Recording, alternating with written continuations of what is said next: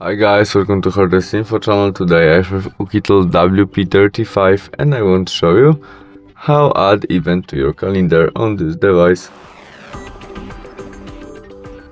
To do that, open calendar application, which is in our Google Chrome folder or where you can have it there.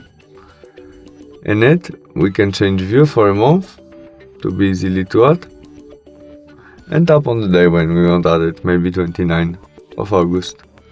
There is this plus icon, event, and first you can add title of your event. There you can add this event to your group on Gmail calendar.